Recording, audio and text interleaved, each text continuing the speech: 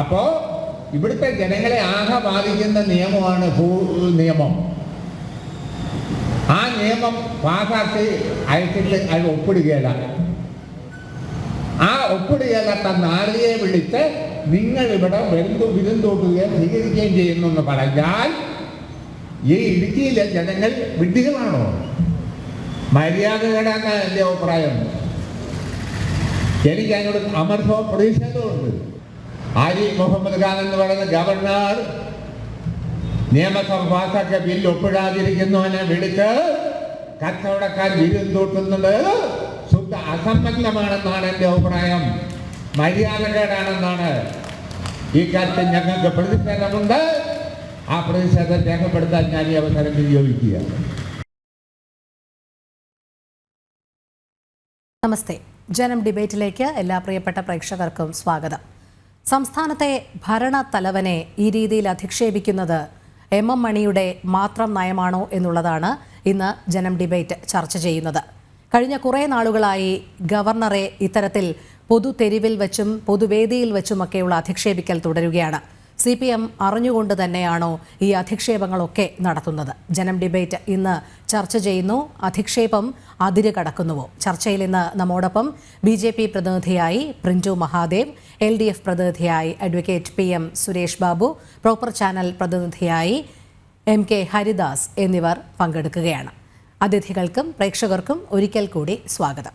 Shri PM Suresh Babu, യാതൊരു ജനാധിപത്യ മര്യാദയും ഇല്ലാത്ത ഇത്തരം പരാമർശങ്ങൾ LDF അംഗീകരിക്കുന്നുണ്ടോ? ബില്ലിൽ ഒപ്പിടാത്തതിന് പേരിൽ ഭരണത്തലവനെ, ഗവർണറെ എത്ര മോശമായ വാക്കുകളിലൂടെയാണ് M മണി ഇങ്ങനെ അധിക്ഷേപിക്കുന്നത് ഒരു പൊതുവേദിയിൽ? അദ്ദേഹത്തിൻ്റെ പ്രസംഗങ്ങളുടെ ശൈലി നമ്മൾ ഇതിനു മുൻപും കണ്ടിട്ടുള്ളതാണ്.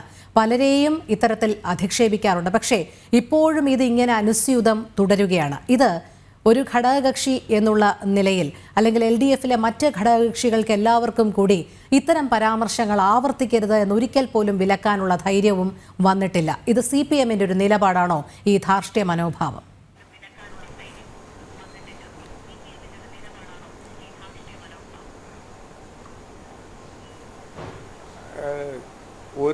ഒരു വ്യക്തിയോടും ധാർഷ്ട്യത്തോടും ധിക്കാരത്തോടും അധിക്ഷേപത്തോടും കൂടി ആരും സംസാരിക്കരുത് എന്ന് തന്നെയാണ് LDFിൻ്റെ സുചിന്തിതമായ അഭിപ്രായം. ഏത് തരത്തിലുള്ള പരിപാടികളായാലും ഗവർണറെ പോലെ ഏറ്റവും ഉയർന്ന ഭരണഘടനാ പദവിയിലിരിക്കുന്ന വ്യക്തികളോട് കുറച്ചുകൂടി ഭവ്യതയോടെ മാന്യതയോടെ ഒക്കെ സംസാരിക്കണമെന്ന് തന്നെയാണ് ഇടതുപക്ഷ ജനാധിപത്യ മുന്നണിയുടെ അഭിപ്രായം എന്നാണ് എൻ്റെ നിരീക്ഷണം. അതിന് വിരുദ്ധമായ സമീപനം ഉണ്ടാകുമ്പോൾ തിരുത്താൻ ഇടതുപക്ഷ ജനാധിപത്യ മുന്നണി തയ്യാറാകും. അത് ആരുടെ ഭാഗത്തു നിന്നുണ്ടാകരുത്, ആരുടെ ഭാഗത്തു നിന്നും ആ കാര്യത്തിൽ ഒരു പരീക്ഷണം ഉണ്ടാകരുത്. ഗവർണർ തിരിച്ചും ഗവർണറോട് അങ്ങോട്ടും എല്ലാം അങ്ങോട്ടും ഇങ്ങോട്ടും വളരെ വ്യക്തമായ, അല്ലെങ്കിൽ ഏത് തരത്തിലുള്ളതായാലും അത് ഭവ്യതയോടെ മര്യാദയോടെ പരസ്പര ബഹുമാനത്തോടെ സംസാരിക്കുന്നത് നമുക്ക് കാണാനും കേൾക്കാനും കഴിയുന്നുണ്ടല്ലോ. ഇപ്പോൾ ഉദാഹരണത്തിന് അസംബ്ലിക്കകത്തും പാർലമെൻറ്റിനും അകത്തൊക്കെ എത്രയോ ജൂനിയർമാരായിട്ടുള്ള, രാഷ്ട്രീയത്തിൽ എത്രയോ ജൂനിയർമാരായിട്ടുള്ളവരും സ്പീക്കർ പദവിയിലുമൊക്കെ ഇരിക്കുമ്പോൾ, അല്ലെങ്കിൽ സ്പീക്കറുടെ കസേരയിൽ സ്പീക്കറുടെ ചുമതല വഹിച്ചുകൊണ്ടിരിക്കുമ്പോൾ മുഖ്യമന്ത്രി അടക്കമുള്ള, പ്രതിപക്ഷ നേതാവ് അടക്കമുള്ള മുഴുവൻ ആളുകളും വളരെ ഭവ്യതയോടെയാണ്, വളരെ ബഹുമാനത്തോടു കൂടിയാണ് ചെയറിനെ അഭിസംബോധന ചെയ്യുന്ന പതിവുള്ളത്. പരസ്പരം അംഗങ്ങളും നിയമസഭക്കകത്ത് അങ്ങനെ തന്നെയാണ് പറയാറുമുള്ളത്. ഇവിടെയും പൊതുജനങ്ങൾക്കും അത് മാതൃകയാക്കാവുന്നതാണ്, പത്രപ്രവർത്തകർക്കും അത് മാതൃകയാക്കാവുന്നതാണ്. എല്ലാ ആളുകൾക്കും പൊതുവേദിയിൽ സംസാരിക്കുന്നത് ഒരു മാന്യതയോടെ വൃത്തിയുള്ള ഭാഷയിൽ പറയാനുള്ള ആശയങ്ങൾ കൃത്യമായി, ആശയങ്ങൾക്ക് യാതൊരു ഇടിവും വരുത്താതെ പറയേണ്ടുന്നതാണ് എന്ന സമീപനം തന്നെയാണ് ഇടതുപക്ഷ ജനാധിപത്യ മുന്നണിക്കുള്ളത് എന്നാണ് ഞാൻ ഈ കാര്യത്തിൽ കരുതുന്നത്. ഇടതുപക്ഷ ജനാധിപത്യ മുന്നണിക്ക് അങ്ങനെ ഗവർണറെ അല്ലെങ്കിൽ മറ്റേതെങ്കിലും ഒരു പദവിയിലിരിക്കുന്ന ആളുകളെ, അല്ലെ സാധാരണക്കാരെ ചീത്തയാക്കി പറയണം എന്ന ഒരു ഉദ്ദേശമില്ല. അങ്ങനെയൊന്നുമില്ലാതെ തന്നെ ഇടതുപക്ഷ ജനാധിപത്യ മുന്നണിക്ക് അവരുടെ രാഷ്ട്രീയം ജനങ്ങളുടെ പൊതുജനങ്ങൾക്കിടയിൽ വ്യാപരിപ്പിക്കാനുള്ള ശേഷി ആ പാർട്ടിക്കും ആ മുന്നണിക്കുമുണ്ട് എന്ന് സാരം.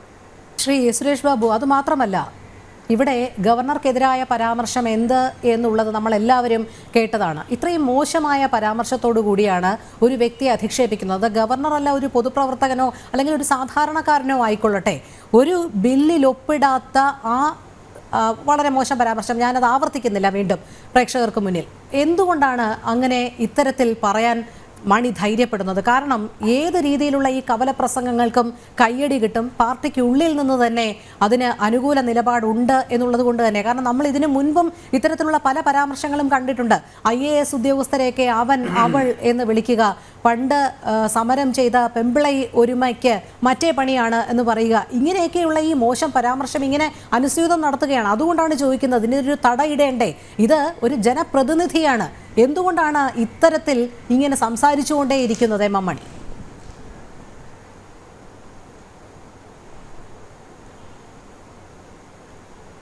അല്ല, അത് അദ്ദേഹത്തിന് മാത്രം മറുപടി പറയാൻ കഴിയുന്ന ഒരു വിഷയമാണ്. ഇത്തരം രൂപത്തിലുള്ള പ്രസംഗത്തെയും സമീപനത്തെയും ഞാൻ അംഗീകരിക്കുന്നുണ്ടോ അല്ലെങ്കിൽ ഞാൻ ഉൾക്കൊള്ളുന്ന മുന്നണി അംഗീകരിക്കുന്നുണ്ടോ എന്നുള്ളതല്ലേ വളരെ പ്രധാനമായ ചിന്താ വിഷയം. വ്യക്തിപരമായി ഞാൻ അത്തരം സമീപനത്തെ അംഗീകരിക്കുന്നില്ല. ഇടതുപക്ഷ ജനാധിപത്യ മുന്നണിയും അത്തരം സമീപനത്തെ അംഗീകരിക്കും എന്ന് വിശ്വസിക്കാൻ മുൻകാലങ്ങളുടെ അനുഭവങ്ങളുമില്ല. വ്യക്തി എന്നുള്ള നിലയിൽ അദ്ദേഹം പറയുന്ന കാര്യങ്ങൾ ഇത്തരം മോശങ്ങളാണെങ്കിൽ ആ മോശത്തരത്തിലുള്ള ഇത് എന്തുകൊണ്ട് എന്നുള്ളത് അതിന് മറുപടി പറയാൻ ഏറ്റവും യുക്തനായ വ്യക്തി അദ്ദേഹം മാത്രമാണ്. അങ്ങനെ അദ്ദേഹത്തിൻ്റെ മാത്രം വ്യക്തിപരമായ അഭിപ്രായമാണ് എന്ന് പറഞ്ഞ് ഒഴിയുമ്പോൾ ഏതെങ്കിലും ഒരു LDF യോഗത്തിലെങ്കിലും ഇതിനെതിരെ ഒരു വിമർശനം ഉന്നയിക്കാൻ ഇടതുപക്ഷ ജനാധിപത്യ മുന്നണി തയ്യാറാകുമോ?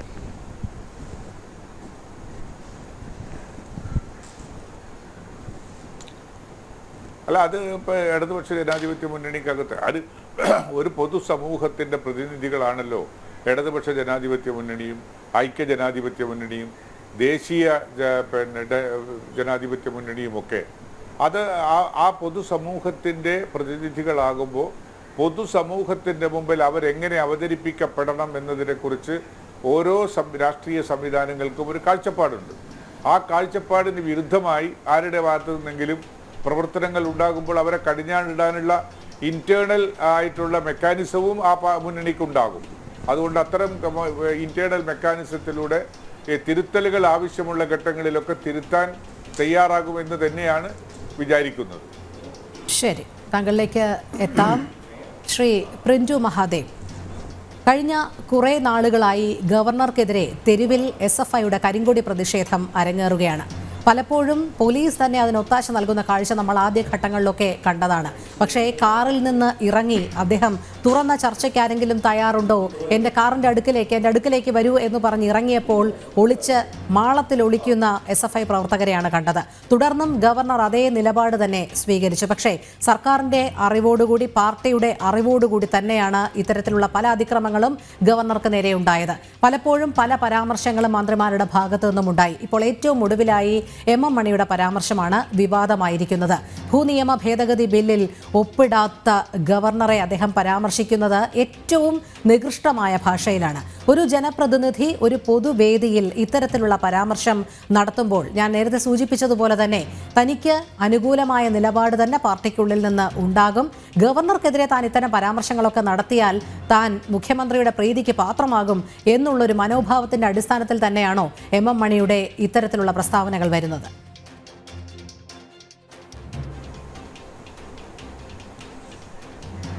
തീർച്ചയായും ഇത് CPM-ന്റെ സംസ്കാരം തന്നെയായിട്ടാണ് നാം കാണേണ്ടത്. ആ സംസ്കാരത്തിൻ്റെ ബ്രാൻഡ് അംബാസിഡറാണ് M.M. മണി. കേരളത്തിൻ്റെ CPM-ന്റെ സംസ്കാരത്തിൻ്റെ ബ്രാൻഡ് അംബാസിഡറാണ് M.M. മണി. കാരണം M.M. മണി അദ്ദേഹത്തിൻ്റെ ഈ രാഷ്ട്രീയ ജീവിതം തുടങ്ങി ഇന്നുവരെ അദ്ദേഹം നടത്തിയ പ്രസ്താവന പരിശോധിച്ചു കഴിഞ്ഞാൽ മാന്യമല്ലാത്ത രീതിയിൽ കേരളത്തിൻ്റെ പൊതുമണ്ഡലത്തിൽ പ്രവർത്തിച്ച് ഏതൊക്കെ രീതിയിലാണോ ഒരു ഗുണ്ടയായി ജനിച്ച് ഗുണ്ടയായി വളർന്ന് ഗുണ്ടയായി ജീവിച്ച് ആ ഗുണ്ടയുടെ സ്വഭാവം മന്ത്രിയായിട്ടും MLA ആയിട്ടും മാറാത്ത ഒരു വ്യക്തിയാണ് M.M. മണി. ആ M.M. മണിയിൽ നിന്ന് ഇതിനേക്കാൾ കടന്ന വാക്ക് പ്രതീക്ഷിച്ചില്ലെങ്കിലാണ് അത്ഭുതം. കാരണം നമുക്കറിയാം ഈ M.M. മണിയുടെ ആശാൻ പിണറായി വിജയൻ അദ്ദേഹം ഇന്ന് ഗവർണറെ അദ്ദേഹം പറഞ്ഞൊരു വാക്ക് നാറി എന്നാണ് നമ്മൾ. പക്ഷേ ഈ ഇദ്ദേഹത്തിൻ്റെ ആശാൻ പിണറായി വിജയൻ അദ്ദേഹത്തിൻ്റെ കൂടെ സഹപ്രവർത്തകനായിരുന്ന പ്രേമചന്ദ്രനെ വിളിച്ചത് പരനാറി എന്നാണ്. അപ്പോൾ ഇത് CPM എന്ന് പറയുന്ന ഒരു പ്രത്യയശാസ്ത്രം അവരുടെ എതിരാളികളെ ഏത് രീതിയിലാണ് കൈകാര്യം ചെയ്യുക. ഞങ്ങൾക്ക് ഇഷ്ടമില്ലാത്തവരെ ഒന്നില്ലെങ്കിൽ ഞങ്ങൾ കായികമായി നേരിടും, അല്ലെങ്കിൽ ഞങ്ങൾ ഇതുപോലെ പറയുന്ന തെറി അഭിഷേകം നടത്തി അല്ലെങ്കിൽ സമരാഭാസങ്ങൾ നടത്തി കേരളത്തിൽ ഞങ്ങൾ നേരിടും. ഇപ്പോൾ ഗവർണർക്കെതിരെ നടക്കുന്ന സമരാഭാസങ്ങളൊക്കെ നമ്മൾ കണ്ടല്ലോ. ഇപ്പോൾ ആദരണീയനായിട്ടുള്ള സുരേഷ് ബാബു സാറെ പോലെയുള്ള നിസ്സഹായരായിട്ടുള്ള ഇടതുമുന്നണി പ്രവർത്തകരോട് നമുക്ക് സഹതാപ്യമുള്ളൂ. അദ്ദേഹത്തിനെ പോലെ മാന്യനായിട്ടുള്ള ഒരാൾക്ക് ചെന്ന് നിൽക്കാൻ പറ്റുന്ന ഒരു ഇടമല്ല ഇടതുമുന്നണി. അദ്ദേഹത്തിൻ്റെ ഗതികേട് കൊണ്ടാണ് അദ്ദേഹം NCPയിലൊക്കെ കോൺഗ്രസിൻ്റെ ഒരു മാന്യനായ നേതാവായിരുന്നു സുരേഷ് ബാബു സാർ. അദ്ദേഹത്തിൻ്റെ വാക്കുകൾ നോക്കി നമുക്ക് മനസ്സിലാക്കാം. അദ്ദേഹത്തിന് നമുക്ക് അങ്ങേയറ്റം ബഹുമാനമുണ്ട്. പക്ഷേ അദ്ദേഹത്തിന് ഞാനൊന്ന് ചോദിക്കട്ടെ, അദ്ദേഹം പറഞ്ഞു ഇടതുമുന്നണിയുടെ നയമല്ല എന്ന്. അങ്ങനെ ഇടതുമുന്നണിയുടെ നയമല്ലെങ്കിൽ ഈ MM മണിക്ക് നിങ്ങൾ കൂച്ചുവിലങ്ങിടണ്ടേ? നിങ്ങൾക്ക് അദ്ദേഹം 1, 2, 3 പ്രസംഗം നടത്തി. അതിനുശേഷം നേരത്തെ മേഡം പറഞ്ഞതുപോലെ പെമ്പിള ഒരുമയുടെ സ്ത്രീകൾക്കെതിരെ, ഇത് കേരളത്തിൽ ഏറ്റവും കൂടുതൽ സ്ത്രീകൾക്കെതിരെ മോശമായ പരാമർശം നടത്തിയിട്ടുള്ളൊരു വ്യക്തി അത് MM മണിയാണ്. ഒന്ന് പെമ്പിള ഒരുമയുടെ നേതാക്കൾക്ക് നേരെ എത്ര മോശമായ പരാമർശമാണ് അദ്ദേഹം നടത്തിയത്. അതിനുശേഷം നിങ്ങൾ നോക്കൂ, 51 വെട്ടുവെട്ടി കൊന്ന TP ചന്ദ്രശേഖരൻ, CPMകാർ അവരെ കായികമായി നേരിട്ട TP ചന്ദ്രശേഖരനെ അദ്ദേഹത്തിൻ്റെ ഭാര്യയെ നിയമസഭയിൽ വെച്ച് ഈ MM മണി ഇങ്ങനെ അധിക്ഷേപിക്കുന്നത് നമ്മൾ കണ്ടത്. അന്നും കൈയടിച്ച് പ്രോത്സാഹിപ്പിക്കാൻ ഇടതുപക്ഷത്തിൻ്റെ ആളുകൾ ചെയ്യുന്നത്. എല്ലാ സമയത്തും പാർട്ടി പ്രതിരോധത്തിലാകുമ്പോൾ നമ്മൾ പറയില്ല ചില വജ്രായുധങ്ങൾ കൊണ്ടുവരികയെന്ന്. അങ്ങനെ തെറിയായുധമായി വന്ന് പാർട്ടിയെ സംരക്ഷിക്കാൻ വരുന്ന ഒരാളാണ് MM മണി. ഇത് CPMോ ഇടതുപക്ഷമോ ഇടതുമുന്നണിയോ അറിയാത്തതല്ല ഈ MM മണി. അങ്ങനെ കൂച്ചുവിലങ്ങണ്ടേ? നിങ്ങൾ നോക്കൂ, നേരത്തെ പറഞ്ഞു ദേവികുളം സബ് കളക്ടറായി ഇദ്ദേഹം പറഞ്ഞത് തെമ്മാടി എന്നാണ്. നോക്കൂ, തെമ്മാടി, നാറി, ഇങ്ങനെ കേരളത്തിൻ്റെ സാംസ്കാരിക പ്രബുദ്ധതയ്ക്ക് നിരക്കാത്ത വാക്കുകൾ പറഞ്ഞ് കേരളത്തിൻ്റെ പൊതുമണ്ഡലത്തെ മലീമസമാക്കുന്ന വ്യക്തികളിൽ ഒരാളാണ് ഈ MM മണി. ഈ MM മണി ആരാണ് കൂച്ചുവിലങ്ങിടുക? നിങ്ങൾ നോക്കൂ, ഒരു സംഭവമല്ലല്ലോ, എത്ര സംഭവങ്ങൾ നിങ്ങൾ നോക്കൂ. PJ ജോസഫിനെതിരെ നോക്കൂ. അതുമാത്രമല്ല, CPIയുടെ വനിതാ നേതാവായിരുന്ന ഈ രമയുടെ പരാമർശത്തിൽ പ്രതിഷേധിച്ചുകൊണ്ട് അന്ന് ആനി രാജ ഒരു പ്രസ്താവന നടത്തിയപ്പോൾ ആനി രാജയെ വളരെ മോശമായിട്ട് പറഞ്ഞ ആളാണ് ഈ MM മണി. അപ്പം അദ്ദേഹത്തിന് ഏതെങ്കിലും ഇടതുപക്ഷ മുന്നണിയോട് എന്തെങ്കിലും മര്യാദയുണ്ടോ? കേരളത്തിൽ ജനങ്ങളോട് വല്ല പ്രതിബദ്ധതയില്ല. ഇദ്ദേഹം എല്ലാ സമയത്തും അദ്ദേഹത്തിൻ്റെ കയ്യിൽ ഒന്നുമില്ല, ഞാനൊരു പാവപ്പെട്ടവനാണ്, ഞാനൊരു അടിസ്ഥാന ജനവിഭാഗത്തിൽ നിന്ന് വന്നവനാണ് എന്ന് പറഞ്ഞുകൊണ്ട് എന്ത് വായിൽ തോന്നിയത് കോതയ്ക്ക് പാട്ട് എന്ന് പറയുന്നത് പോലെ വായിൽ തോന്നിയത് മണിക്ക് പാട്ട് എന്ന രീതിയിലേക്ക് അദ്ദേഹം പ്രവർത്തിച്ചു കൊണ്ടിരിക്കുകയാണ്. ഇത് കേരളത്തിലെ പൊതുസമൂഹത്തിന് കൃത്യമായിട്ട് അറിയാം. ഇത് CPM ആസൂത്രിതമായിട്ട് അവർക്കറിയാം ഏതൊക്കെ രീതിയിലാണ് ആളുകൾ നേരിടേണ്ടത്. നിങ്ങൾ ഈ CPMൻ്റെ ഒരു പ്രത്യയശാസ്ത്രപരമായിട്ടുള്ള ആ സംഘടനാപരമായ കാര്യങ്ങൾ നോക്കിക്കഴിഞ്ഞാൽ നമുക്കറിയാം. കേരളത്തിൽ ഈ CPMൻ്റെ ഒരു 4-5 നേതാക്കളെ നോക്കിക്കഴിഞ്ഞാൽ ഇത്തരത്തിലാണ് അവർ കേരളത്തിലെ ജനങ്ങളെയും സമരങ്ങളെയും എതിരാളികളെയും നേരിടുക. ഇപ്പോൾ ഉദാഹരണത്തിന് ഒന്ന് ഈ MM മണി, 2 കഴിഞ്ഞ ദിവസം നമ്മൾ സജി ചെറിയാൻ കണ്ടു അല്ലേ? സജി ചെറിയാൻ എത്ര നികൃഷ്ടമായ ഭാഷയിലാണ് കേരളത്തിലെ പള്ളിയിലെ നമ്മളെ ബിഷപ്പുമാരോട് പറഞ്ഞത്. അതുപോലെ MB Jayarajan, P Jayarajan, 3 ജയരാജന്മാരും MM മണിയും സജി ചെറിയാനും ഒക്കെ ഒരേ ലൈനാണ്. തെറി പറഞ്ഞുകൊണ്ട് കേരളത്തിലെ അവർക്ക് ഇഷ്ടമില്ലാത്ത ആളുകളെ ആക്രമിക്കുക. ആ ഒരു ഫോളോവേഴ്സ് ആയിട്ടുള്ള കുറേ ആളുകൾ ഇടതുപക്ഷത്തിനകത്തുണ്ട്. ഈ രണ്ടാമത്തെ ഒരു വിഭാഗം നോക്കിക്കഴിഞ്ഞാൽ ക്യാപ്സൂൾ ടൈപ്പിനകത്ത് ഈ കേരളത്തിൽ ഈ ഹിസ്റ്റോറിക്കൽ ബ്ലണ്ടറുകൾ പറഞ്ഞു പരത്തുന്ന ഒരു വിഭാഗം. അത് നമ്മളുടെ ഗോവിന്ദൻ മാഷാണ് അതിലെ രാജാവ്, പിന്നെ സ്വരാജ്, പിന്നെ P രാജീവ്, ഇങ്ങനെയുള്ള ആ നേതൃനിര. ഇത് രണ്ടിനെയും ഒരുപോലെ സ്വീകരിച്ചുകൊണ്ട് അതിനെ വിഴുങ്ങിക്കൊണ്ട് കേരളത്തിൽ പ്രചരണം നടത്തുന്ന അണികളായിട്ടുള്ള നേതാക്കന്മാരായിട്ടുള്ള മറ്റു മൂന്നാമതൊരു വിഭാഗം. ഇതാണ് സത്യത്തിൽ 3 ക്രൈറ്റീരിയയിൽപ്പെട്ട ആളുകളാണ് ഇടതുപക്ഷത്തിലുള്ളത്. അതിൽ ഈ കേരളത്തിൻ്റെ പൊതുമണ്ഡലത്തിൽ എത്ര കാലങ്ങളായി ഇദ്ദേഹം ഇങ്ങനെ മലീമസപ്പെടുത്തി കൊണ്ടിരിക്കുന്നത് ഒരു പ്രബുദ്ധ. ഒന്ന് നോക്കൂ, ഈ MM മണിയുടെ പ്രസംഗം, നമ്മൾ പൊതുവേ ഈ ഗവർണറുടെ പ്രസംഗവും MM മണിയുടെ പ്രസംഗം നോക്കുക. അത് ഇവിടെ ഗവർണർ പോകുന്നത് എന്തിനാ? 9-ാം തീയതി അവിടെ വ്യാപാര വ്യവസായ സമിതിയുടെ ഒരു സമ്മേളനത്തിൽ പങ്കെടുക്കാൻ പോകുന്നു. അതുമായി ബന്ധപ്പെട്ട് ഈ ഭൂമി ഭേദഗതി നിയമത്തിൽ ഒപ്പിട്ടില്ല എന്ന് പറഞ്ഞിട്ടാണ്. ഭൂമി ഭേദഗതി നിയമവുമായി ബന്ധപ്പെട്ട് അനവധി പരാതികളുണ്ട്. സ്വാഭാവികമായിട്ട് ആ ബില്ല് പരിശോധിച്ചു കൊണ്ടിരിക്കുകയാണ്. ഈ ഘട്ടത്തിൽ അതിൻ്റെ മറ പിടിച്ചുകൊണ്ട് CPM ഈ കേരളത്തിൽ ഗവർണർക്കെതിരെ നടക്കുന്ന സമരത്തിന് നേരത്തെ പറഞ്ഞതുപോലെ ഈ പിണറായി ഇപ്പോൾ സത്യത്തിൽ MM മണി ഔട്ടായി നിൽക്കുന്ന ഒരു സാഹചര്യമുണ്ട്. അപ്പോൾ കേരളത്തിൻ്റെ പബ്ലിക്കിനിടയിൽ ശ്രദ്ധ കിട്ടാൻ വേണ്ടിയും പിണറായി വിജയൻ്റെ പ്രീതി നേടാൻ വേണ്ടിയും ഈ ഇത്തരത്തിലുള്ള പരാമർശങ്ങൾ എല്ലാ സമയത്തും MM മണി നടത്താറുണ്ട്. അതുകൊണ്ട് തന്നെ അതുകൊണ്ട് തന്നെയാണ് MM മണി ഒരു കാലത്ത് MM മണിയുടെ വിശ്വസ്തനായിരുന്ന VS അച്യുതാനന്ദൻ MM മണിയെ വിളിച്ച പേരെന്താ നമുക്കറിയാലോ. അത് ഞാൻ പറയും, നമ്മുടെ ഒരു മാന്യത കൊണ്ട്, നമ്മുടെ ഒരു വംശീയ അധിക്ഷേപം നടത്താൻ ആഗ്രഹിക്കാത്ത ആളുകൾ കൊണ്ട് VS അച്യുതാനന്ദൻ അന്ന് MM മണിയെ പറഞ്ഞ കാര്യം ഞാനിവിടെ പറയുന്നില്ല. അത് നമ്മുടെ ഒരു സംസ്കാരമായതുകൊണ്ട് തന്നെയാണ്. അപ്പോൾ സ്വാഭാവികമായിട്ടും എല്ലാ കാലഘട്ടത്തിലും ഇടതുപക്ഷത്തിൻ്റെയും CPMൻ്റെയും ഒരു ലൈനാണിത്. കേരളത്തിൽ നിങ്ങൾ നോക്കുക, ഗവർണർക്കെതിരെ സമരം നടക്കുന്ന സമയത്ത് കേരളത്തിലെ ക്യാമ്പസുകളിലും കോളേജ് ക്യാമ്പസുകളിലും എഴുതി വെച്ചിട്ടുള്ള മുദ്രാവാക്യങ്ങൾ നമ്മൾ കണ്ടല്ലോ. അപ്പം കേരളത്തിൻ്റെ ഒരു പൊതുബോധത്തെ എം മണി CPM-കാരൻ്റെ ഈ പറയുന്ന തെറിയഭിഷേകം നടത്തുന്ന വാക്കുകളെ അദ്ദേഹം ജനകീയവൽക്കരിച്ചു. അങ്ങനെ കേരളത്തിലെ CPM-നെ തെറിയഭിഷേകങ്ങളെ ജനകീയവൽക്കരിച്ച നേതാവും കൂടിയാണ് ഈ എം മണി. അതുകൊണ്ട് എം മണിക്ക് സത്യത്തിൽ അദ്ദേഹത്തിന് സത്യം പറഞ്ഞാൽ നമ്മൾ കൂച്ചുവിലങ്ങൊന്നുമല്ല ഇടേണ്ടത്. അദ്ദേഹത്തിന് സത്യത്തിൽ ഊളംപാറയിലോ അല്ലെങ്കിൽ കുതിരവത്തത്തോ കൊണ്ടുപോയിട്ട് നല്ല ട്രീറ്റ്മെൻറ്റ് കൊടുക്കേണ്ട സമയം എന്നും അതിക്രമിച്ചിരിക്കുന്നു. അല്ലെങ്കിൽ കേരളത്തിലെ ജനങ്ങൾ അദ്ദേഹത്തെ കൈകാര്യം ചെയ്യുന്ന രീതിയിലേക്ക് പ്രബുദ്ധരായ കേരളം ഇറങ്ങിത്തിരിക്കും. അപ്പോൾ അദ്ദേഹത്തിൻ്റെ ഒരു ലൈൻ ഇതിങ്ങനെയാണ്. ഇത് CPM-ന്റെ നേതാക്കന്മാരുടെ ഒരു അവരുടെ വളർച്ചയുടെ ഘട്ടം നോക്കിക്കഴിഞ്ഞാൽ ഗുണ്ടകളായി ജനിച്ച് ഗുണ്ടകളായി ജീവിച്ച് ഗുണ്ടകളായി മരിക്കുന്നു. അതിനിടയ്ക്ക് ചിലപ്പോൾ MLA MP മന്ത്രിയോ ഒക്കെ എങ്കിലും അവരുടെ സംസ്കാരത്തിനോ അവരുടെ സാംസ്കാരിക ഉന്നതിക്ക് ഒരു മാറ്റവും ഉണ്ടായിരുന്നു. വന്ന വഴി എങ്ങനെയാണോ അത് എല്ലാ കാലഘട്ടത്തിലും അതുപോലെ പ്രകടിപ്പിക്കുന്ന ഒരു വിഭാഗമാണ്. ഇത് കേരളത്തിൻ്റെ ശാപമാണ് സത്യത്തിൽ എം മണി എന്നാണ് എനിക്ക് പറയാനുള്ളത്. അതെ. ശ്രീ MK ഹരിദാസ്, ഗവർണർ എവിടെ സഞ്ചരിക്കണം, ഏതു രീതിയിൽ സഞ്ചരിക്കണം, ഏതൊക്കെ പരിപാടികളിൽ പങ്കെടുക്കണം എന്നുള്ളത് തീരുമാനിക്കുന്നത് ഈ രാഷ്ട്രീയക്കാരാണോ? അദ്ദേഹത്തിനെ വ്യാപാരി വ്യവസായി ഏകോപന സമിതി ഒരു പൊതുപരിപാടിയിൽ പങ്കെടുക്കാൻ വിളിച്ചിട്ടുണ്ടെങ്കിൽ അദ്ദേഹം പോകും, അതിൽ പങ്കെടുക്കും. കഴിഞ്ഞ നവംബറിൽ തീരുമാനിച്ച ഒരു പൊതുപരിപാടിയാണ്. ഭൂനിയമ ഭേദഗതി ബിൽ ഒപ്പിട്ടില്ല, അതിൻ്റെ പേരിൽ മോശം പരാമർശം നടത്തുന്നു. ഗവർണർ അവിടെ വന്നാൽ അത് വലിയ ബുദ്ധിമുട്ടാകും, അതുമാത്രമല്ല ഇടുക്കി ജില്ലയിൽ ഹർത്താൽ ആചരിക്കും എന്നൊക്കെയുള്ള പരാമർശങ്ങൾ എത്രത്തോളം ജനാധിപത്യ വിരുദ്ധമാണ്?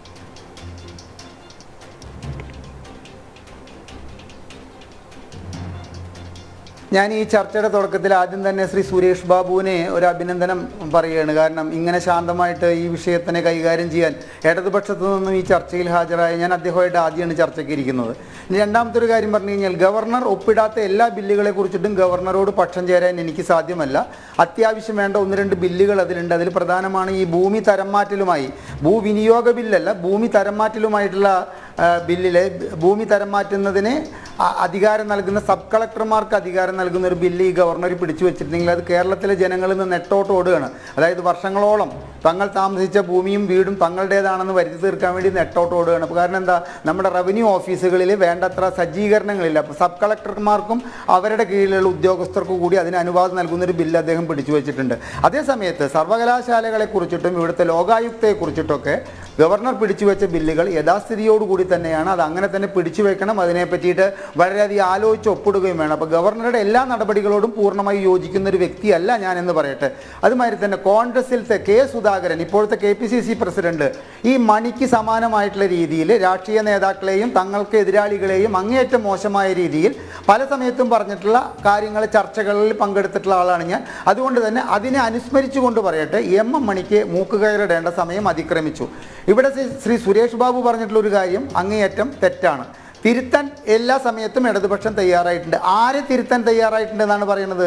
IAS-കാരെ IAS പട്ടികൾ എന്ന് വിളിച്ചിട്ടുള്ള ഒരാൾ അദ്ദേഹത്തിന് വീണ്ടും സീറ്റ് കൊടുക്കാത്തതിൻ്റെ പേരിൽ ഇപ്പോൾ മാറി നിന്നുകൊണ്ട് ഇടതുപക്ഷ ഭരണത്തെ രൂക്ഷമായിട്ട് വിമർശിക്കുന്നുണ്ട്. അദ്ദേഹത്തിൻ്റെ പേരാണ് G. സുധാകരൻ എന്ന്. IAS പട്ടികൾ എന്നാണ് വിളിച്ചത്, കൊഞ്ഞാണന്മാർ. ആര് തിരുത്തി? അതുമാതിരി തന്നെ ഇപ്പോഴത്തെ പാർട്ടി സംസ്ഥാന സെക്രട്ടറി ആയിരുന്ന വ്യക്തിക്ക് കുറച്ചു കാലം മന്ത്രിയാവാൻ പറ്റി, M. ഗോവിന്ദനെ. അദ്ദേഹം എന്താണ് സർക്കാർ ഉദ്യോഗസ്ഥരെ വിളിച്ചത്? White collar beggars. അപ്പോൾ ഇങ്ങനെയൊക്കെ വിളിച്ചിട്ട് എവിടെ ആരെ തിരുത്തി? ഇന്ത്യൻ ഭരണഘടനയിൽ കുന്തവും കൊടച്ചക്രവും കണ്ടു എന്നൊരു മഹാൻ നിന്ന് പ്രസംഗിച്ച് അതിനെ ആര് തിരുത്തി? ആരും ഒന്നും തിരുത്തുന്നില്ല.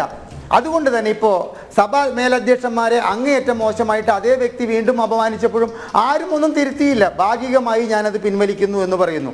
അപ്പോൾ ഇവിടെ തിരുത്തപ്പെടുന്നില്ല. രോഹിണി ഒരു കാര്യം ശ്രദ്ധിച്ചു. രോഹിണി ആ പ്രസംഗം കഴിഞ്ഞപ്പോൾ അതിന് കൈയടിക്കാൻ ഒരുപാട് പേരുള്ളൊരു നാടാണ് കേരളം.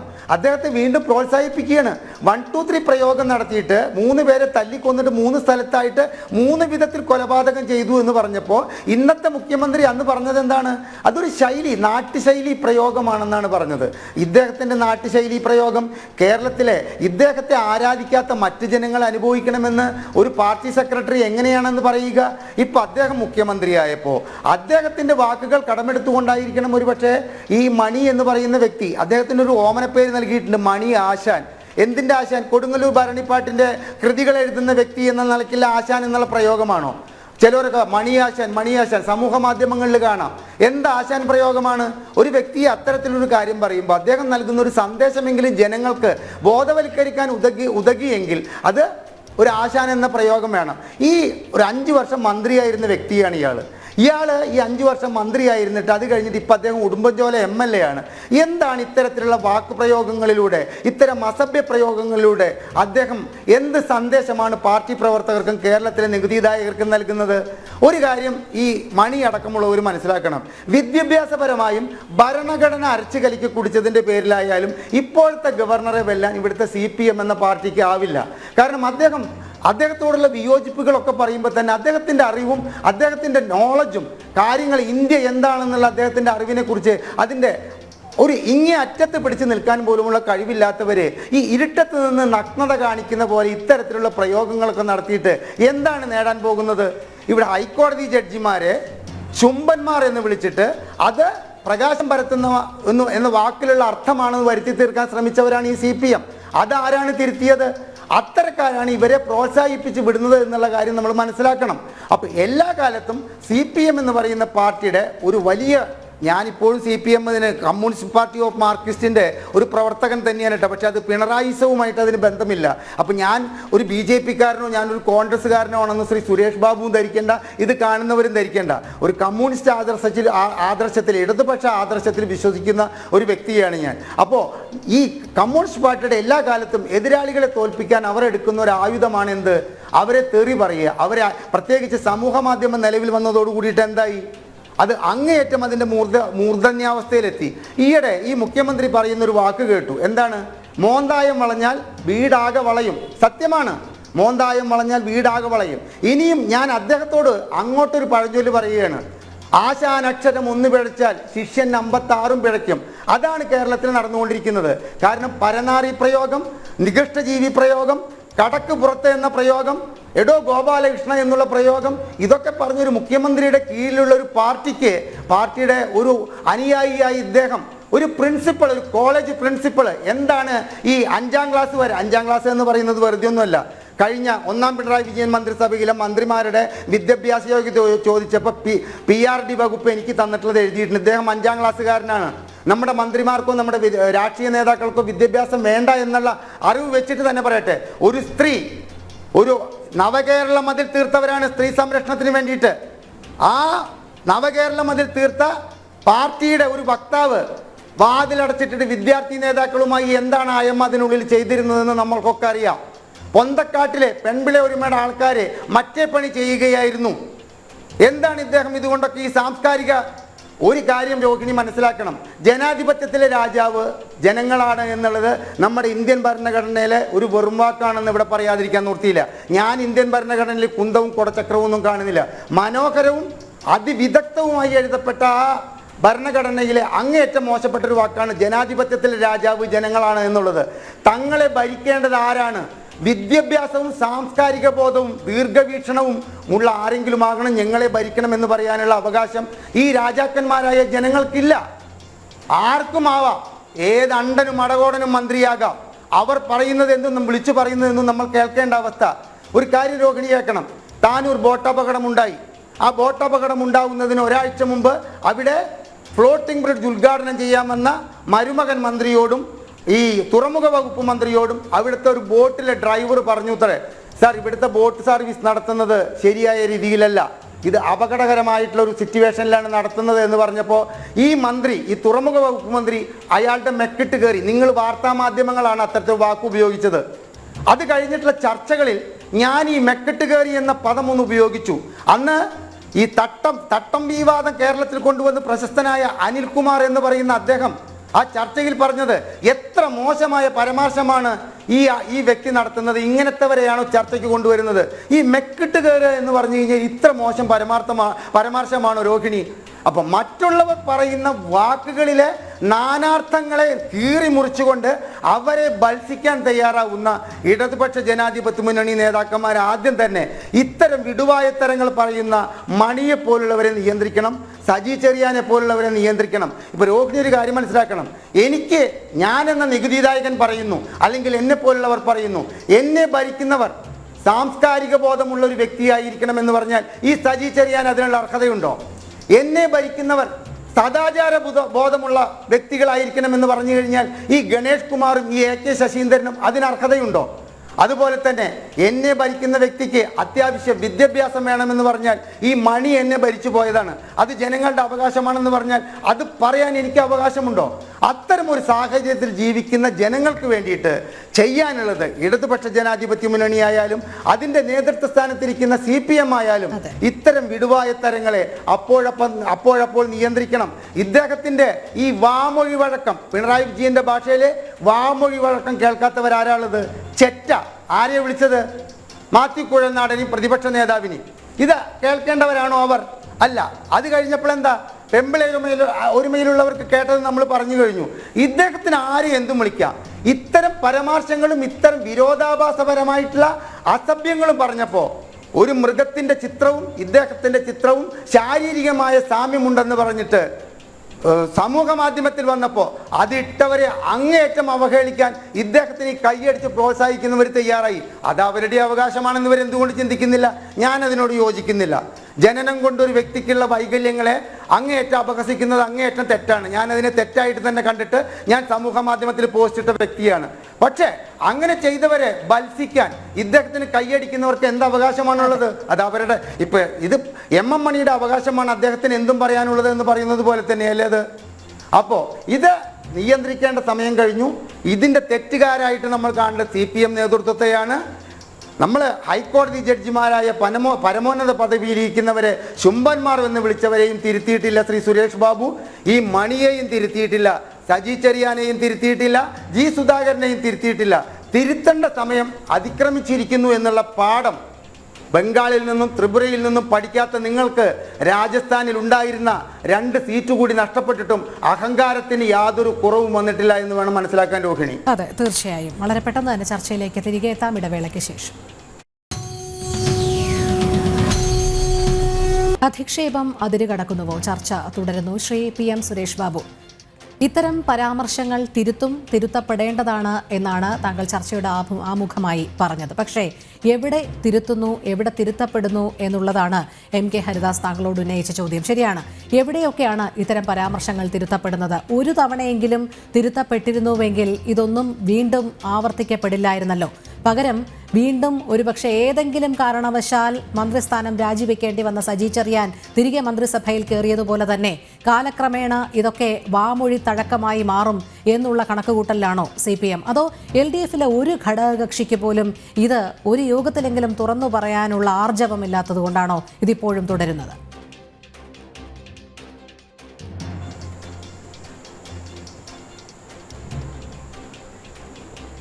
തിരുത്തപ്പെടേണ്ട കാര്യങ്ങളെല്ലാം തന്നെ ഇടതുമുന്നണിക്കകത്തും മാർക്സിസ്റ്റ് പാർട്ടിക്കകത്തും തിരുത്തപ്പെടുന്നുണ്ട് എന്നുള്ളത് ഒരു യാഥാർത്ഥ്യമാണ്. ഇവിടെ പരാമർശിക്കപ്പെട്ട വ്യക്തികളുടെ പേര് ശ്രീ ഹരിദാസ് ഇവിടെ പല CPMൻ്റെ നേതൃത്വത്തിലുള്ള ആളുകളെ കുറിച്ച് പറഞ്ഞിട്ടുണ്ട്. അവരെയൊക്കെ തിരുത്തിയിട്ടുണ്ട് എന്നുള്ളത് ഒരു യാഥാർത്ഥ്യമാണ്. ഞാനത് ആവർത്തിക്കാനൊന്നും തയ്യാറാകുന്നില്ല. പ്രേക്ഷക സമൂഹത്തിന്, നമ്മളെ കേൾക്കുന്ന ആളുകൾക്ക് എങ്ങനെയാണ് ഓരോ തിരുത്തലുകളും ഉണ്ടായത് എന്നതിനെക്കുറിച്ച് ഇവിടെ വ്യക്തമായിട്ട് അറിയാം. അതുകൊണ്ട് അതിനെക്കുറിച്ച് ഞാനിപ്പോൾ ഒരു ചർച്ചയിലേക്ക് പോകുന്നില്ല. തിരുത്തലുകളല്ലല്ലോ നമ്മുടെ മുമ്പിൽ ആവശ്യം. ഇത്തരം പരാമർശങ്ങൾ ഉണ്ടാവാതിരിക്കുക എന്നുള്ളത് തന്നെയാണ്. ആരുടെ ഭാഗത്തു നിന്നായാലും ഉണ്ടാവാതിരിക്കുക, അത് ഉണ്ടാവാതിരിക്കേണ്ടുന്ന ഒരു സാംസ്കാരിക അവബോധം രാഷ്ട്രീയ നേതാക്കന്മാരിൽ പ്രത്യേകിച്ച് വേണം. സാധാരണക്കാരിൽ ഉണ്ടാകുന്നതിനേക്കാൾ കൂടുതൽ രാഷ്ട്രീയ നേതാക്കന്മാരാണല്ലോ ഒരു മാതൃക സമൂഹത്തിൻ്റെ മുമ്പിലുള്ളത്.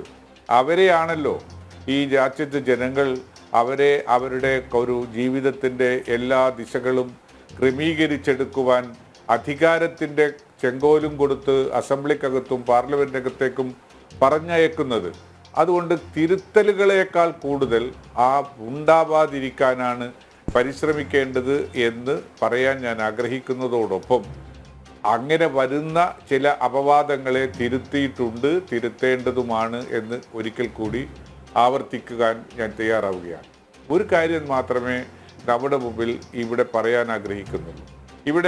നമ്മളിവിടെ സൂചിപ്പിച്ച പല പരാമർശങ്ങൾ, മേക്കെട്ട് കയറുക എന്ന് ശ്രീ ഹരിദാസ് സൂചിപ്പിച്ചപ്പോൾ അതിനെ മറ്റൊരു തരത്തിൽ വക്രീകരിച്ചു പറഞ്ഞു എന്ന് ഞാനത് കേട്ടിട്ടില്ല. അദ്ദേഹം പറഞ്ഞതും കേട്ടിട്ടില്ല, പറയുന്നതിനെ എതിർത്ത് മറ്റാൾ പറഞ്ഞതും ഞാൻ കേട്ടിട്ടില്ല.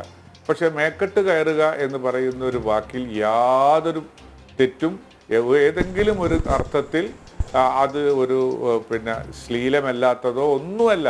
അത് സാധാരണഗതിയിൽ നിങ്ങൾ എൻ്റെ മേക്കെട്ട് കയറണ്ടെന്ന് പറയുന്നു, അല്ലെങ്കിൽ അവരുടെ മേക്കെട്ട് കയറണ്ടെന്ന് പറയുമ്പോൾ നിങ്ങൾക്കൊരു അതിര് നിർത്തണം എന്ന് മാത്രമേ അതിനർത്ഥമുള്ളൂ. അതൊരു മാന്യമായ പദപ്രയോഗമാണ് എന്ന് തന്നെയാണ് ഞാൻ മനസ്സിലാക്കുന്നതും എൻ്റെ ശീലങ്ങളും അതാണ്. അതുപോലെ തന്നെയാണ് എൻ്റെ അഭിപ്രായത്തിൽ വൈനും മുന്തിരിയും കണ്ടപ്പോൾ രോമാഞ്ചമുണ്ടായി എന്ന് പറയുന്നതിലെയും എനിക്ക് ഒരു അപാകത തോന്നിയിട്ടില്ല. അത് എന്തുകൊണ്ടാണെന്ന് വെച്ചാൽ അതൊന്നും അതിനകത്തേക്ക് അപ്പുറത്തേക്ക് എടുത്തു കൊണ്ടുപോകേണ്ടുന്ന കാര്യമില്ല. ഒരു രാഷ്ട്രീയ ലാഭത്തിനു വേണ്ടി, ഒരു രാഷ്ട്രീയ താല്പര്യത്തിനു വേണ്ടി അതൊക്കെ അതിനപ്പുറത്തേക്ക് എടുത്തു വലിച്ചു കൊണ്ടുപോകുന്ന ഒരു സ്ഥിതി ഉണ്ടായിരിക്കുന്നു. അത് നമ്മുടെ ഈ കേരളത്തിലാണ്. സാംസ്കാരിക പ്രബുദ്ധതയുണ്ട് എന്ന് സ്വയം അഹങ്കരിക്കുന്ന കേരളത്തിലാണ് ഇത്തരം കാര്യങ്ങളൊക്കെ ഉള്ളത്. മറ്റുള്ളവരൊക്കെ ആ ഒരു ഗിവ് ആൻഡ് ടേക്കിൽ ഇതൊക്കെ കൊണ്ടുപോകും. കേരളത്തെ സംബന്ധിച്ചിടത്തോളം ഈ പറയുന്ന ചാനലിൽ വന്നിട്ടോ അതല്ലെങ്കിൽ മൈക്കിൻ്റെ മുമ്പിലോ വന്നിട്ട് പറയുന്നത് ഒഴിച്ചാൽ ബാക്കിയുള്ള എല്ലാ സമയങ്ങളിലും അവരൊക്കെ എല്ലാ രാഷ്ട്രീയ നേതാക്കന്മാരും വളരെ സൗഹൃദത്തിലുള്ള ആളുകളാണ്. ഗവർണറെ കുറിച്ച് ഞാനിപ്പോൾ പരാമർശിക്കാനൊന്നും ആഗ്രഹിക്കുന്നില്ല. ഗവർണറുടെ പദവിക്കൊത്ത സമീപനമാണ് കേരളത്തിൽ എടുക്കുന്നത് എന്ന് ഡൈജസ്റ്റ് ചെയ്യാത്തൊരവസ്ഥ വ്യക്തിപരമായി ഉള്ള ഒരാളാണ് ഞാൻ. അത് കുറച്ചുകൂടി കൂടുതലായി എന്ന് പറഞ്ഞാൽ വളരെ കൂടുതലായി അദ്ദേഹം എക്സസൈസ് ചെയ്യുന്നുണ്ട്. ഗവർണറെ അദ്ദേഹത്തിന് എന്നെ അറിയില്ല, പക്ഷേ എനിക്ക് അദ്ദേഹത്തിന് വളരെ കാലം മുമ്പ് അറിയാം. വളരെ കാലം മുമ്പ് ഞാൻ അദ്ദേഹത്തിൻ്റെ പല പ്രസംഗങ്ങളും കേരളത്തിൽ അദ്ദേഹം ഒരു രാഷ്ട്രീയ നേതാവായി വന്നപ്പോൾ മലയാളത്തിലേക്ക് തർജ്ജമ ചെയ്യാൻ അവസരം കിട്ടിയിട്ടുള്ള ഒരാൾ കൂടിയാണ്. എനിക്ക് അദ്ദേഹത്തിന് അറിയാം. അദ്ദേഹത്തിൻ്റെ പാണ്ഡിത്യത്തെക്കുറിച്ചോ അവധാനതയെക്കുറിച്ചോ ഒന്നും ഞാൻ സംശയിക്കുന്ന ആളല്ല, അല്ലെങ്കിൽ അതിനെ തർക്കിക്കുന്ന ആളല്ല. പക്ഷേ അദ്ദേഹം കേരളത്തിലെ ജനങ്ങളുടെ താല്പര്യത്തിനൊത്ത്, ഭരണഘടനയ്ക്കൊത്ത് പ്രവർത്തിക്കുന്നു എന്ന് കണ്ണടച്ച് പറയാൻ കഴിയാത്തൊരവസ്ഥയിലുള്ള ഒരാളാണ് ഞാൻ. അത് കേരളത്തിലെ ജനങ്ങളെ ബുദ്ധിമുട്ടിക്കുന്നുണ്ട്. ശ്രീ ഹരിദാസ് തന്നെ ഇവിടെ ഒരു കാര്യത്തിൽ പ്രത്യേകമായി അദ്ദേഹം അനുവദിച്ചു തന്നിട്ടുണ്ടല്ലോ. എത്രയെത്ര പ്രയാസങ്ങൾ അനുഭവിക്കുന്ന ജനങ്ങളുടെ മുമ്പിൽ ആ ബില്ലൊന്ന് ഒപ്പിടാൻ അദ്ദേഹത്തിന് കഴിയാതിരിക്കുന്നത് ഭരണഘടനയിലെ ചില വകുപ്പുകളുടെ അന്തർലീനമായി കിടക്കുന്ന പ്രൊട്ടക്ഷൻസ് ഉപയോഗപ്പെടുത്തിയിട്ടാണ്. അതൊന്നും ഒരു ഗവർണറെ സംബന്ധിച്ചിടത്തോളം ഒരു ശരിയായ സമീപനമല്ല. അദ്ദേഹം കാറിൽ നിന്നിറങ്ങി നേരിടാൻ വരുന്നതും ഒരു ശരിയായ രീതിയാണെന്നൊരു അഭിപ്രായമില്ല, എനിക്ക് അഭിപ്രായമില്ല. അതേപോലെ തന്നെ അദ്ദേഹം ചീത്ത വിളിക്കുന്നതിനോട് എനിക്ക് അഭിപ്രായമില്ല. അദ്ദേഹം പോസ്റ്ററുകൾ നീക്കണം, ബാനറുകൾ നീക്കണം എന്ന് പറയുന്നതിനോട് എനിക്ക് അഭിപ്രായമില്ല. അതൊന്നും കണ്ട പോലെ നടിക്കാൻ പാടില്ലാത്ത ഒരു സമീപനമായിരുന്നു ഗവർണറുടെ ഭാഗത്തുണ്ടാകേണ്ടത് എന്ന് ഞാൻ ആഗ്രഹിക്കുന്ന ഒരാളാണ്. അതൊന്നുകൊണ്ടും, അങ്ങനെയൊക്കെ ചെയ്യുന്നത് ഒന്നുകൊണ്ടും ഏതെങ്കിലും ഒരാൾ ഗവർണറെ മാന്യമല്ലാത്ത പദം ഉപയോഗിക്കുന്നതിനെ ഒരു ഇഞ്ചിനും ന്യായീകരിക്കുന്ന ഒരാളുമല്ല ഞാൻ. ഗവർണർ അദ്ദേഹം ചെയ്യുന്നത് എന്ത് തന്നെ മോശമാണെന്ന് അവരവർക്ക് തോന്നിയാലും തനിക്ക് തൻ്റേതായ ഒരു സാംസ്കാരിക ബോധത്തിൻ്റെ അടിസ്ഥാനത്തിലുള്ള പദപ്രയോഗങ്ങൾ, മലയാളത്തിൽ എത്രയോ നല്ല പദപ്രയോഗങ്ങളുള്ള ഒരു ഭാഷയാണ് മലയാളം. ആ ഭാഷയിലെ നല്ല പദങ്ങൾ ഉപയോഗിച്ചുകൊണ്ട് ഗവർണറുടെ നടപടിയെ വിമർശിക്കാൻ കഴിയുന്ന സാഹചര്യമുണ്ടായിട്ടും ഇത്തരം പെട്ടെന്ന് കയ്യടി കിട്ടുന്ന ഒരു തരം പദപ്രയോഗങ്ങളിലേക്ക് പോകുന്നത് അവർക്കും അവരുൾക്കൊള്ളുന്ന ആശയ സംഹിതക്കും അവരെ ഉൾക്കൊള്ളുന്ന ആശയത്തിൻ്റെ കൂട്ടായ്മക്കും ദോഷം ചെയ്യുമെന്ന് വിശ്വസിക്കുന്നു ഞാൻ എന്നത് തർക്കമില്ലാതെ പറയുന്നതാണ്. അതുകൊണ്ടാണ് ശ്രീ സുരേഷ് ബാബു വീണ്ടും ഞാൻ ആവർത്തിച്ച് ചോദിക്കുന്നത്, ഇത്തരത്തിലുള്ള പരാമർശങ്ങൾ നടത്തുമ്പോൾ ഏതെങ്കിലും LDF യോഗത്തിലെങ്കിലും ഇത് ഒരു വിവാദ വിഷയമാക്കി ഉയർത്തിക്കൊണ്ടുവരാൻ ഘടകകക്ഷികൾക്ക് ആർജവമുണ്ടോ എന്നുള്ളതാണ്. താങ്കൾ ഇപ്പോൾ വളരെ സൗമ്യനായി അതിനെ ന്യായീകരിക്കുന്ന ഒരു പ്രവണത കണ്ടു. പക്ഷേ എന്തായാലും മണി ചെയ്തത് തെറ്റ് തന്നെയാണ്, വളരെ മോശം പരാമർശം തന്നെയാണ്. ഇത് എപ്പോഴെങ്കിലുമൊക്കെ അദ്ദേഹത്തെ പരസ്യമായി വിമർശിക്കുന്നതിലേക്ക് എപ്പോഴെങ്കിലും യോഗത്തിൽ ഘടകകക്ഷികൾ തയ്യാറാകുമോ? അങ്ങനെ ഒരിക്കലും ഉണ്ടായി കണ്ടിട്ടില്ലല്ലോ.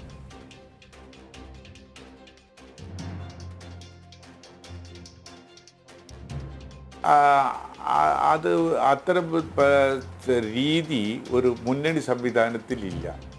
വല്ല അഭിപ്രായങ്ങളും ഏതെങ്കിലും ഒരു നേതാവിനെയോ അല്ലെങ്കിൽ ഒരു പാർട്ടിയുടെ സമീപനത്തെയോ കുറിച്ചുണ്ടെങ്കിൽ അത് മുന്നണിക്കകത്ത് ചർച്ച ചെയ്യുന്ന സംവിധാനമാണ്. പരസ്യമായി അതിനെ വിമർശിക്കുന്നൊരു രീതി ഇടതുപക്ഷ ജനാധിപത്യ മുന്നണിയുടെ പ്രവർത്തന ശൈലിയല്ലാത്തത് കൊണ്ട് അങ്ങയ്ക്ക് ഒരു പക്ഷേ അത്തരം സമീപനങ്ങൾ ഉണ്ടായോ ഇല്ലയോ എന്ന് ബോധ്യമുണ്ടാവുകയില്ല.